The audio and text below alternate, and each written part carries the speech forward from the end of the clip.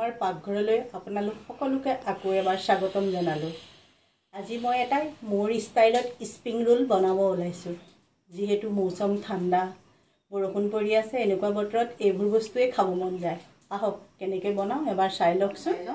এইখিনি হৈছে চিকেন, পিঁয়াজ, চিমলা মিৰ্চ, গাজৰ, কবি, তেল, আদা, নহৰু, জলকীয়া, গৰম মছলা, চিকেন মছলা আৰু চয়া চচ। এইখিনি লাগিব চিকেনৰ কাৰণে। আৰু দৌটো বনাবৰ কাৰণে লাগিব ময়দা, তাৰ লগত লাগিব অকণমান ৰিফাইন তেল। এইখিনিয়ে সামগ্ৰী। আহক এতিয়া মই চিকেনখিনি সকলো মছলা দি সানি তৈয়াৰ কৰি লওঁ। জিৰা 1 চামুচ দিলোঁ, জলকীয়া গুড়ি 1 চামুচ দিলোঁ, ধনিয়া দিলোঁ, আদা নহৰু দিছোঁ, জলকীয়া দিছোঁ, গৰম মছলা, চিকেন মছলা গোটেইখিনি ঢালি দিলোঁ আৰু অকণমান চয়া চচ দি দিলোঁ। দি এইখিনি মই ধুনীয়াকৈ সানি ল'ম। সানি লৈ পেলাই মই 10 মিনিটমান সময় ঢাকি ৰখাম, মছলাটো যাতে মাংসখিনিত ভালদৰে সোমাই যায়।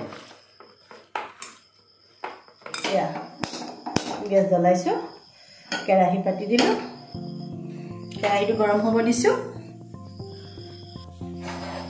আৰু এইটো চাইডে মই ৰুটিটো অকণমান সেকি ল'ম। তেৱা পাতি দিছোঁ, এতিয়া মই তেল বাকি দিলোঁ।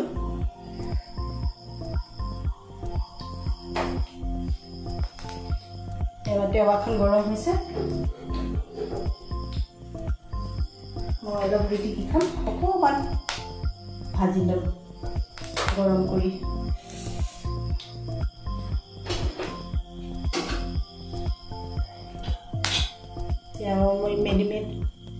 মই মছলা চছলা সানি থোৱা মাংসখিনি ঢালি দিছোঁ।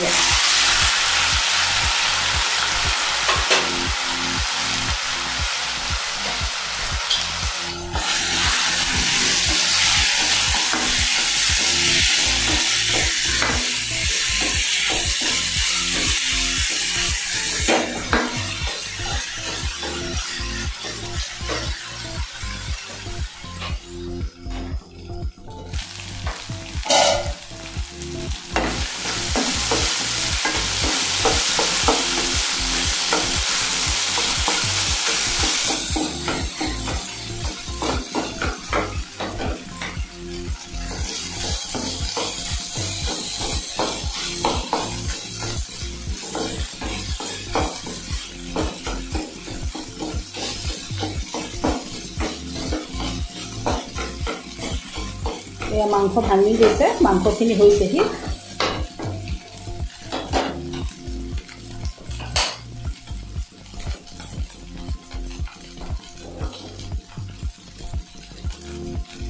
এতিয়া মই কাটি থোৱা পিঁয়াজখিনি দিলোঁ আৰু কবিখিনি দিলোঁ,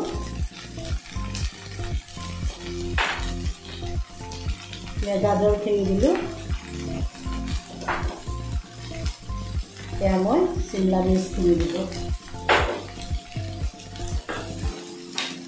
দিলে এতিয়া মই ধুনীয়াকৈ লৰাই দিম।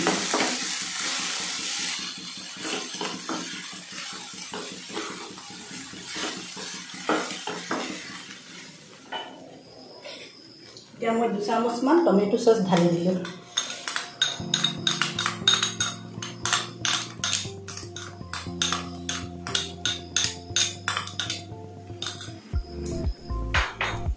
দি এতিয়া ভালদৰে লৰাই দিম।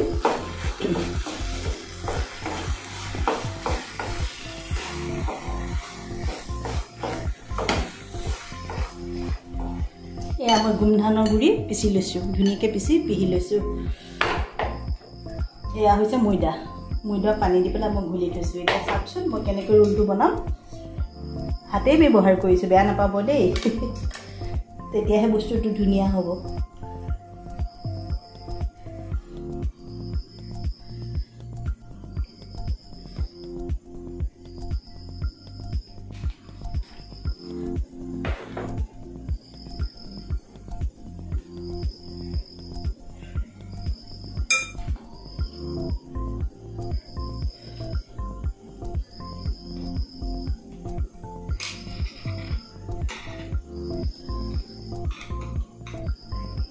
এয়া দেখিছে নহয় এইটো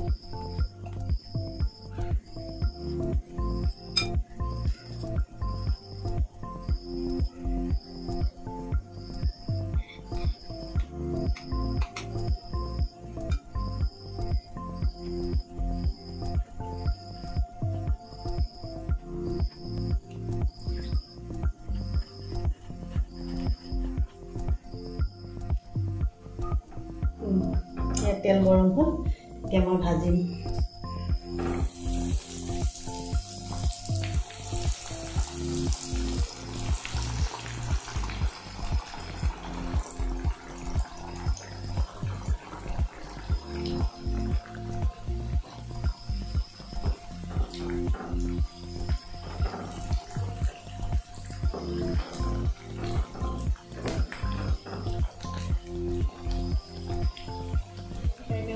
খাই থাকক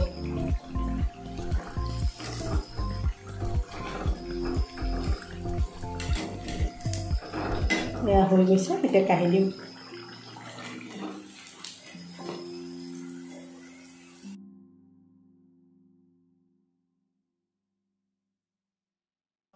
এয়া আমাৰ ঘৰৰ সকলো সদস্য বহি সন্ধ্যা ৰোল পৰিৱেশন কৰিবলৈ ওলাইছে চবেই এটা এটা টেষ্ট কৰাচোন কেনেকুৱা হৈছে